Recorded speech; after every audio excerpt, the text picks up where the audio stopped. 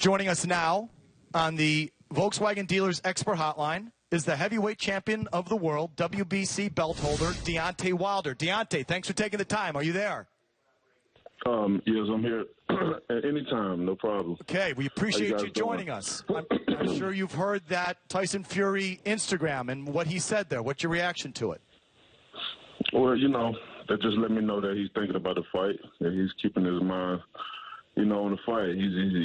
I'm glad that he got his mind on the fight. He's gonna need it. I hope he saved his energy. He's gonna need every bit of that because it's gonna be a warm hospital bed waiting on him. Deontay, so he called you boy there a couple of times, which I don't know how he meant it or how you took that. So you can comment on.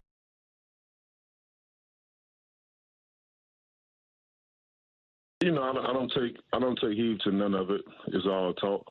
At the end of the day, I'm saying February 22nd is doom day for him. And I'm looking forward to it. I'm so close to accomplishing my goals and dreams. And I can't wait. I can't wait to share my energy in the ring come February. So there's pre-fight hype and pre-fight talk. Do you think that what he said yesterday crossed any lines?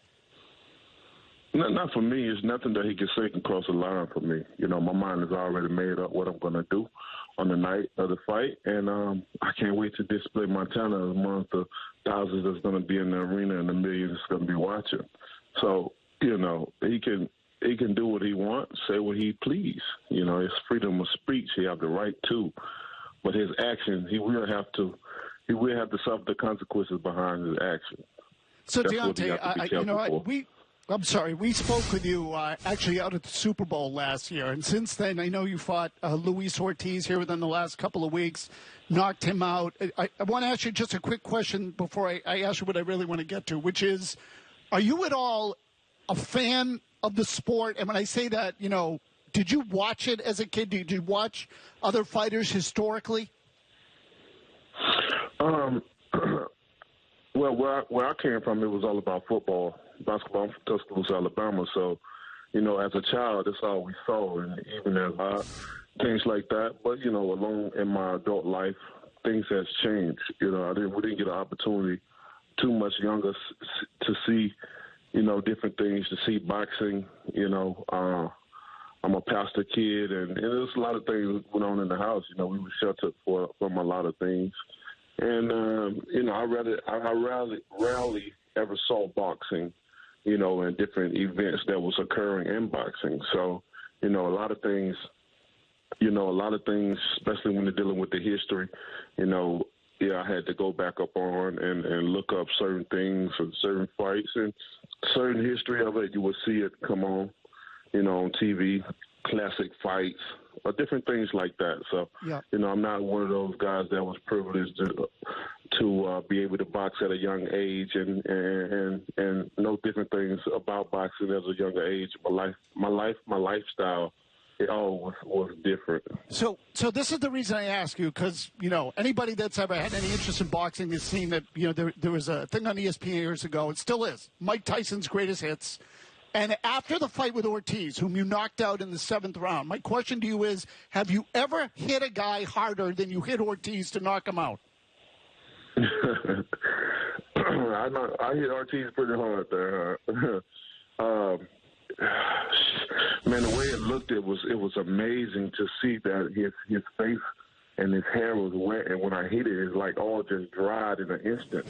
It was amazing. But I have to go off of that knockout. I have to look at my knockout I had against a guy by the name of Arthur Spilka. And I really thought I killed Spilka for 3 to 5 seconds because he wasn't breathing.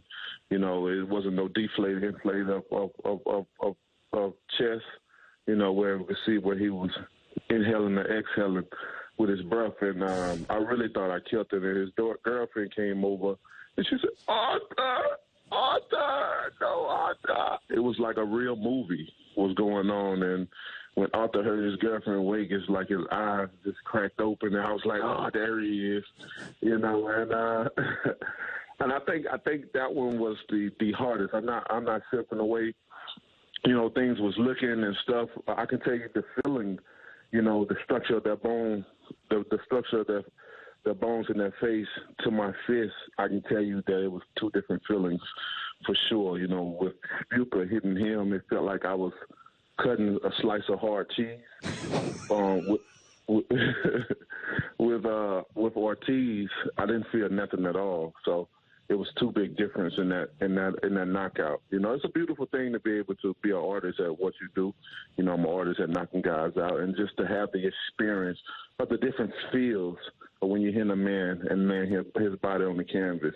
You know, I know it sounds crazy, but it's amazing.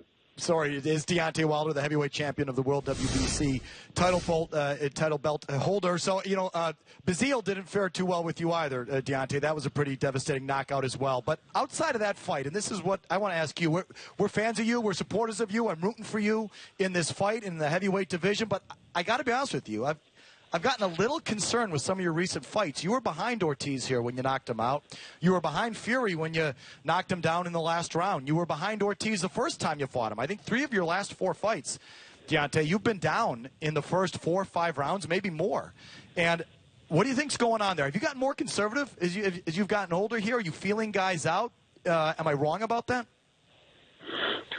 You know, I'm a type of guy of patience. I plan, I set up, I do all of the calculate, you know, my opponents. You know, I see so much in the ring, and with a guy like me and my talent and my power, it's like who's counting rounds?